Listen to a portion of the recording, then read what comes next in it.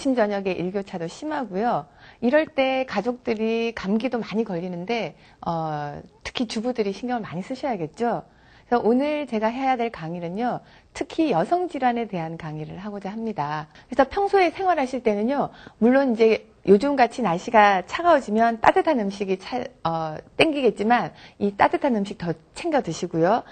여름이라 하더라도 너무 차가운 음식보다는 따뜻한 음식. 그러니까 예전에 우리 선조들이 여름에 삼계탕 먹고 복날 뜨끈뜨끈한 음식을 먹었던 게 바로 그 이열치열로서 속을 따뜻하게 하는 그런 지혜라고 할 수 있습니다. 요즘은 뭐 아침 저녁에 일교차도 심하고 날씨가 차가워졌기 때문에 오히려 음식에서는 따뜻한 게 땡겨서 덜 걱정이 됩니다만, 이미 몸이 냉증이 있거나 아니면 선천적으로 몸이 찼던 분들의 경우에는요, 날씨가 차가워지면 이제 굉장히 불편한 점을 많이 느끼게 되죠. 그다지 많이 춥지 않아도 배가 더 차갑게 느껴지고 몸도 더 냉기운을 느끼고, 그리고 체력이 떨어지게 되면은 감기나 이런 여러 가지 다른 질환들도 오기가 쉽습니다. 그래서 여성들은 항상 몸을 따뜻하게 해야 되고요. 특히 타고난 체질이 찬 분들의 경우에는 더 그렇게 하셔야 돼요. 타고난 체질이 그다지 차지 않다 하더라도 여성들은 임신 출산을 하게 되면은 나이가 먹게 되면은 거의 대부분 배가 차가워지는 경우가 대부분이거든요. 그래서 이 배가 차가워지게 되면 여러 가지 여성 질환이 올 뿐만 아니라 제가 다음 시간에 강의하게 될 비만도 바로 이런 배가 차가운 데서 여성들은 복부 비만이 되는 경우가 많이 있기 때문에 배가 차가워서 좋을 건 하나도 없습니다. 그래서 항상 배를 따뜻하게 하시려고 노력을 하시는 게 좋고요. 그래서 여성들의 경우에는 이런 그 냉증이나 이런 경우에 평상시 생활이나 식습관이 가장 중요합니다. 혹시 냉증이 생겨서 산부인과를 가게 되면 보통 거기는 이제 이미 냉증이 있다는 거는 염증 반응이 온 거거든요. 그래서 뭐 항생제라든지 그런 소염제 이런 쪽을 많이 쓰게 되는데, 그런 약은 일시적인 염증을 멈추는 역할을 할 뿐이지 근본적으로 냉증을 치료하는 건 아니에요. 근본적으로 냉증이 좋아지려면 몸을 따뜻하게, 그러니까 먹는 것도 따뜻하게 먹고 평상시에 몸을 따뜻하게 보온하는 게 굉장히 중요합니다. 물론 날씬한 것도 좋지만 날씬해 보이기 위해서 속옷을 안 챙겨 입는 경우가 많잖아요. 날씬해 보이는 것도 좋지만 건강이 더 중요하기 때문에 어느 정도는 날씨가 차가워지면 아랫도리를 따뜻하게 하는 것이 여성 질환을 예방하고 건강하게 하는 데는 가장 기본이라고 할 수 있습니다. 여성들은 한 달에 한 번씩 생리를 하게 되는데요. 그 생리를 하는 전후로 해서 몸의 변화가 많이 나타나죠. 그 생리가 나타난 이유는 몸의 호르몬의 변화가 일어나면서 생리를 하게 되는데, 배란기 전에는 여성 호르몬 중에서 에스트로겐이라는 호르몬이 왕성하게 분비가 되면서 좀 기분도 굉장히 좋고요. 식욕도 적절하게 조절이 되고 뭔가 하고 싶은 의욕이 생기는 그런 시점이라고 할 수 있습니다. 하지만 배란기가 지나면서는 에스트로겐의 그 분비가 적어지면서 그 다음에 이제 생리를 하게 되는데, 생리 때는 대부분의 여성들이 좀 짜증도 나고 좀 우울해지고, 그리고 간혹 보면 막 식욕이 막 땡겨서 그때 먹는 것을 주체를 할 수 없어서 냉장고에 있는 여러 가지 아이스크림이라든지 과자나 초콜릿 같은 게 없어서 못 먹을 정도로 그렇게 식욕을 주체 못하는 여성들이 많은데, 그게 바로 호르몬의 영향과도 관계가 있습니다. 그래서 이 호르몬을 그렇다고 해서 인위적으로 섭취하는 거는 그다지 크게 바람직한 건 아니고요. 이 호르몬이 풍부한 음식을 섭취를 평소에 하는 게 가장 좋겠죠. 그 호르몬이 풍부하게 들어있는 음식이 우리가 실생활에서 먹을 수 있는 가장 대표적인 게 콩입니다. 콩. 그래서 특히 폐경기가 되거나 이제 나이가 먹을수록 여성들은 콩을 많이 먹는 게 좋은데요. 그 콩 안에는 콩 단백질뿐만 아니라 이런 여성 호르몬을 보충할 수 있는 그런 성분들이 많이 들어있기 때문에 이 콩을 섭취를 많이 하시면 폐경기가 되더라도 오히려 잘 극복할 수가 있고요. 폐경기가 안 된 여성이라 하더라도 평상시에 좀 더 활력 있게 긍정적으로 식욕도 덜 땡기게 건강한 생활을 유지할 수가 있습니다. 그러니까 평소에 음식은 콩을 많이 드시는 게 좋습니다. 여러분들 평소에 콩 많이 드세요? 저는 집에서 평소에 콩을 굉장히 많이 먹거든요. 콩자반부터 시작해서 밥에도 콩을 넣어서 먹고요.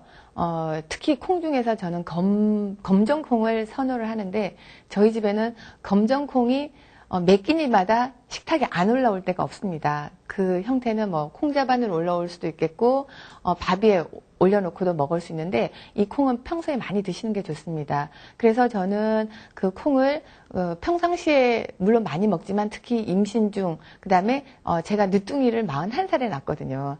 그래서 그 늦둥이 역시 제가 노산을 했음에도 불구하고 제가 물론 미리 준비를 해서 임신을 한 것도 있지만 평상시에 먹는 그런 음식들 덕분에 늦둥이도 더 건강할 수 있고요. 저희 늦둥이도 콩 굉장히 잘 먹거든요. 그래서 어린아이들도 콩을 많이 먹으면 몸도 더 건강할 수 있고 훨씬 성장 발육에도 도움이 됩니다. 근데 요즘 어린애들 밥 위에 콩 있으면 다 골라내는 애들이 굉장히 많아요. 아마 여러분들 손주나 애들도 그랬을 거예요. 하지만 이 콩을 평소에 익숙하게 먹을 수 있게 그런 환경을 만들어주는 것이 굉장히 중요하고요. 저 역시 그 콩을 열심히 먹는 게 제 건강을 유지하는 기본 이라고 할 수 있습니다. 뭐 일생생활에서 묻어서 가긴 하지만 그런 것들 역시 여러분들이 기본적으로 왜 콩을 먹냐를 한 번 더 생각을 하시면 아마 한 번 먹을 거 두 번 먹게 되고 두 번 먹을 거 세 번 먹게 되실 거예요. 그래서 평소에 콩을 많이 드시면 어린 아이뿐만 아니라 특히 여성의 경우에는 그런 여성 호르몬 관련된 그런 것 성분들이 풍부하게 들어있고 단백질 또한 많기 때문에 노화 방지에도 좋고 그리고 여성 질환을 예방하는 데도 도움이 될 수 있습니다. 그러니까 여러분들 콩 많이 드시는 게 좋아요. 그래서 제가 우리 늦둥이를 낳고 쓴 책이 30대에 낳는 아이가 건강하다는 책을 일부러 썼는데 그 이유가 뭐냐면 요즘 여성들이 30대에 결혼하고 임신 출산하는 여성들이 굉장히 많아지고 있어요. 물론 젊어서 아이를 낳는 게 훨씬 건강하고 여성에게도 좋겠지만 사회적인 환경이 그렇게 허락하지 않기 때문에 요즘 점점 주위를 보면 30대 중반에 임신 출산하는 여성들이 많아서 제가 그런 여성들을 위해서 나이는 좀 있지만 본의 아니게 30대에 아기를 임신 출산을 하지만 준비를 하게 되면 나이 몇 살은 극복할 수 있다는 취지로 제 경험을 담아서 그런 책도 썼었는데요. 임신을 준비하는 여성 역시 바로 이런 여성 질환을 평소에 예방하고 안 걸리도록 그리고 혹시 이런 질환이 오신 분들은 좀 더 몸을 평소에 자기가 관리를 잘하게 되면 나이가 먹어서도 임신 출산하는데도 전혀 지장이 없을 정도로 관리를 할 수 있습니다. 그래서 여성들의 경우에는 아무래도 여성의 건강에서는 자궁이 제일 중요하거든요. 물론 다른 오장육부 장기도 중요하지만 이 자궁이 여성의 건강의 척도라고 해도 과언이 아니거든요. 그래서 이 오늘 주제인 이 여성 질환은 뭐 물론 여러 가지 다른 것도 있겠지만 가장 시발점은 이 자궁, 하복부가 됩니다. 그래서 항상 이 자궁을 따뜻하게 튼튼하게 그렇게 할 수 있도록 신경을 쓰는 게 좋은데요. 여기 계신 분들은 이제 거의 출산을 다 하신 분들 같은데 물론 지금 조금 늦은 감이 없잖아 있긴 하지만 지금부터라도 신경을 쓰시면 좀 더 좋게 건강을 유지하실 수가 있습니다. 혹시 주위에 임시 출산하시는 여성들이 있으면 꼭 얘기를 해주시고요. 여성들이 그 여성 질환 내지는 산후 복부 비만이 오는 경우는 임신 전후에 몸 관리를 어떻게 했냐에 따라서 그런 건강이 굉장히 더 좋아질 수도 있고 확 나빠질 수도 있거든요. 물론 이제 여러분들은 출산을 이미 다 하신 경우라 하더라도 지금부터라도 이 하복부를 조금 신경 쓰셔서 좀 좋게 좋은 거 드시고 따뜻하게 하시고 관리를 하시면 좀 더 노후를 젊게 여성 질환하고는 뭐 거리가 멀게 신경 안 쓰고 건강한 삶을 유지할 수 있으실 거예요. 그러니까 가장 기본적인 거는 제가 말씀드렸듯이 창기운 한방에서는 한기라고 하고 냉기라고 하죠. 하복냉증 그런 얘기 많이들 하시죠. 그래서 심한 경우는요.